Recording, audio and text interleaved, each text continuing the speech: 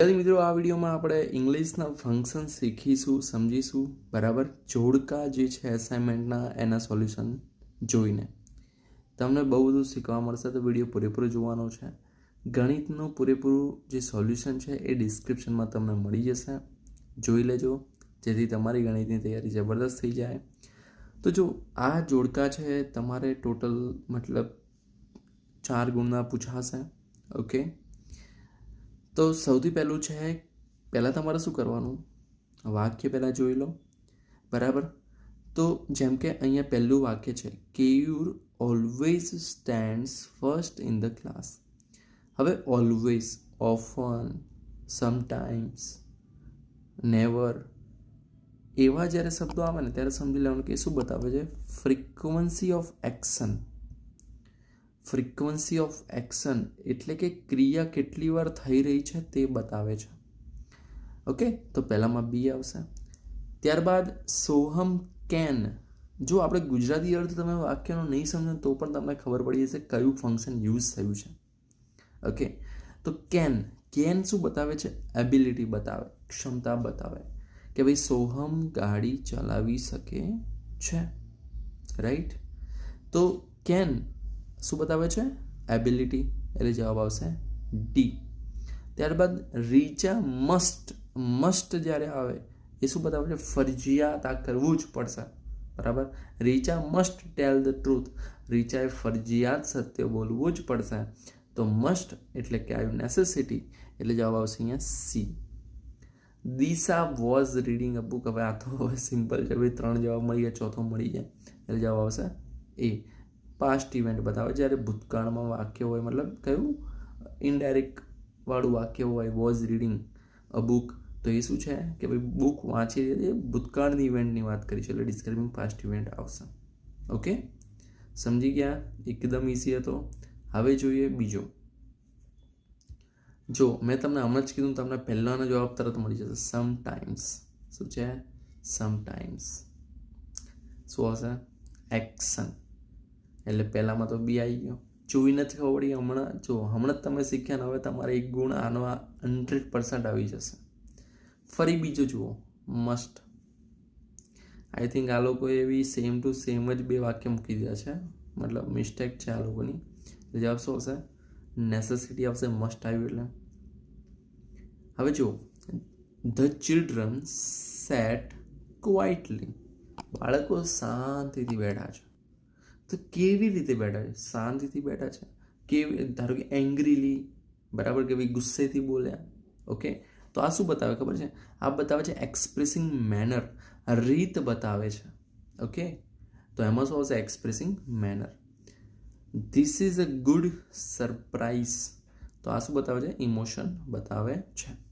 એમ તો ઉદ્ગારવાળા વાક્ય બી આવશે ઇમોશનમાં, બરાબર, પણ આઈ એમ શ્યોર તમને હવે ઘણું બધું સમજાઈ ગયું હશે. હવે ત્રીજો જુઓ, આમાં થોડા ફંક્શનો અલગ છે, તમે જોયા ફંક્શનો બધા અલગ છે પણ આવડી જશે, ડોન્ટ વરી. મોટું ઇઝ અ ફની બોય. મોટું એક ફની બોય છે. જો પહેલાં સમજી લો આ 4 ફંક્શન. કમ્પેરિઝન એ તુલના બતાવે છે. ડિસ્ક્રાઇબિંગ પર્સન કોઈ વ્યક્તિ વિશે માહિતી આપતા હોય, એના કોઈ ગુણ વિશે અથવા એના લુક વિશે, બરાબર, મતલબ વ્યક્તિનું વર્ણન કરવામાં આવે. ડિસ્ક્રાઇબિંગ પ્લેસ મતલબ કોઈ જગ્યાનું વર્ણન કરવામાં આવે. ડિસ્ક્રાઇબિંગ થિંગ કોઈ વસ્તુનું વર્ણન કરવામાં આવે. તો જો Motu is a funny boy એ કોઈક વ્યક્તિનું વર્ણન કરેલું છે, માટે જવાબ આવશે B, describing person. That is a beautiful flower. તે એક સુંદર ફૂલ છે. ફૂલ એક વસ્તુ છે, થિંગ છે, માટે ડિસ્ક્રાઇબિંગ થિંગ આવશે.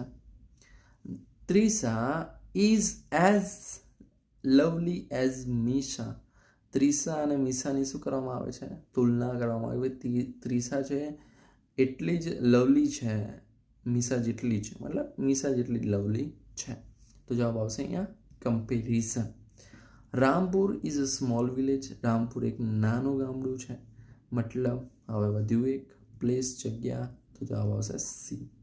Okay, I wrote the essay quickly.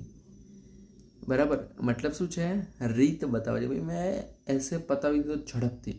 તો તમે કેવી રીતે પતાવ્યું, ઝડપથી પતાવો. તો એક્સપ્રેસિંગ મેનર આવશે એટલે ડી આવશે પહેલામાં. જય ઓફન સમટાઈમ્સ, બરાબર. શું છે આ? Frequency of action. તો જવાબ આવશે A. She said that Ami was absent, બરાબર. હવે ચલો આમાં કોઈ વાર એવું થાય કે કોઈ વાક્યમાં કન્ફ્યુઝન થઈ જાય આપણને કે ભાઈ ચલો આમાં શું આવશે, તો જે આવડે છે ટીક કરી દેવાના. જેમ કે આમાં જો શું છે, ઇન્ક્વાયરી છે ને રિપોર્ટિંગ છે. રિપોર્ટિંગ એટલે ભૂતકાળના વાક્યો હોય, જે ડાયરેક્ટ ઇનડાયરેક્ટવાળા વાક્યો હોય, અને ઇન્ક્વાયરી એટલે પ્રશ્ન પૂછવાના વાક્યો હોય. તો જો પ્રશ્નવાળું આવી ગયું એટલે ખબર પડી ચલો વેન વિલ ધ બસ કમ, ભાઈ બસ ક્યારે આવશે, પ્રશ્ન પૂછે છે તો ઇન્ક્વાયરીમાં આવશે. તો વધ્યું કયું હવે આ આવશે રિપોર્ટિંગમાં. તો તમે આ રીતે પણ કરી શકો. 5મો, I never come home late, હું ક્યારે પણ ઘરે મોડો આવતો નથી, બરાબર. નેવર એવર, તો નેવર ફરી શું આવશે? Never, often, sometime, frequency of action. B, wow that's beautiful. રિયલીમાં આવું જ્યારે હોય ને તો એકદમ એમ રોકડિયા માર્ક્સ ગણી લો. ઉદ્ગારવાચક હોય, વાવ હોય, મતલબ એવા શબ્દો હોય અને ઉદ્ગારવાચક હોય ત્યારે સમજી લેવાનું કે શું આવશે? એક્સપ્રેસિંગ ઇમોશન, એટલે કે ડી આવશે, બરાબર. આટલું ઇઝી ગુણ તો તમને કદી નહીં મળે. પેલા નેવર એવરમાં આપણે ભાઈ જોવું તો પડે કે ભાઈ નેવર જે સમટાઈમ છે ગોતવો તો પડે. આમાં તો ઉદ્ગારવાચક આવ્યો, સિમ્પલ. ધો he is old he is active. જો હવે આમાં ફરી આમાં શું આવશે? અને નીચે શું છે? પ્રશ્નાર્થવાળું વાક્ય છે. How much sugar do you need, તમારે કેટલી ખાંડ જોઈએ છે? તો જો 2 બાકી રહ્યા. એક્સપ્રેસિંગ, મને ખબર છે કયું આવશે પણ જો સમજો, એક્સપ્રેસિંગ કોન્ટ્રાસ્ટ અને સિકિંગ ઇન્ફોર્મેશન. સિકિંગ ઇન્ફોર્મેશન એટલે માહિતી લેવી. તો જો માહિતી માંગવી એટલે પ્રશ્નાર્થવાળું વાક્ય આવશે એટલે સી આવશે, બરાબર. કે ભાઈ આમાં આવશે સી. ઓકે. હવે આમાં શું આવશે? એ, એક્સપ્રેસિંગ કોન્ટ્રાસ્ટ. હવે એક્સપ્રેસિંગ કોન્ટ્રાસ્ટ તમે સમજી લો. કોન્ટ્રાસ્ટ એટલે વિરોધાભાસ, બરાબર. કે ભાઈ વાક્યમાં શું બતાવતું હોય? વિરોધાભાસ બતાવતું હોય. જેમ કે ધો he is old he is active, એક ઉંમર લાયક છે, ઘરડો છે તો પણ એક્ટિવ છે, બરાબર, તો પણ ક્રિયાશીલ છે. તો આ શું છે? વિરોધાભાસ. ભાઈ કોઈ માણસ વૃદ્ધ હોય તો એને એક્ટિવ ઓછો હોય, પણ આમાં ઉલટું છે. તો એ શું આવશે? Expressing contrast. ધો હોય ને સ્ટાર્ટિંગમાં ત્યારે મોસ્ટ ઓફ આવશે ઓલ્ધો, ધો, બરાબર. હવે જો લાસ્ટ છે, આ બધા ફંક્શન આઈ એમ શ્યોર તમને સમજણ પડી ગઈ હશે. અને હવે 4 માર્ક્સ તમારે રોકડી આવશે.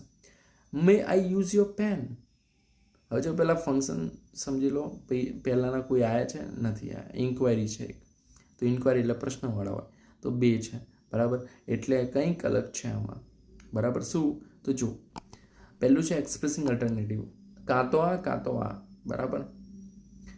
જ્યારે તમને 2 ઓપ્શન આપવામાં આવે અલ્ટરનેટિવનો અર્થ એ થાય કે ભાઈ આ અથવા આ. એક્સપ્રેસિંગ રિક્વેસ્ટ, કોઈ રિક્વેસ્ટ કરીએ આપણે કે ભાઈ શું હું તમારું બેગ લઈ શકું છું, શું હું તમારી પેન લઈ શકું છું, એ રીતે. રિસ્પોન્સ એટલે જવાબ આપવો, એ કંઈક નવું છે ફંક્શન, બરાબર. તો જો પહેલું છે મે આઈ યુઝ યોર પેન, શું હું તમારી પેન યુઝ કરી શકું? તો એક્સપ્રેસિંગ રિક્વેસ્ટ છે અહીંયા, આપણે ઇન્ક્વાયરી નથી, અહીંયા રિક્વેસ્ટ આપણે કરીએ છીએ, બરાબર. ત્યારબાદ આઈ એમ અફ્રેડ આઈ કાન્ટ, ચલો એ પછી કરીએ આપણે. ઇઝ અમિત એટ હોમ, શું અમિત ઘરે છે? તો આ શું કરી છે આપણે? ઇન્ક્વાયરી કરી લે, ડી આવશે. You can have a cake or biscuit, તમે કાં તો કેક અથવા બિસ્કિટ લઈ શકો છો. તો મતલબ જવાબ શું આવશે આમાં? અલ્ટરનેટિવ એટલે કે એ જવાબ આવશે.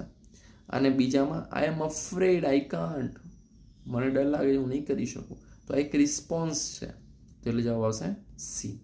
ઓકે.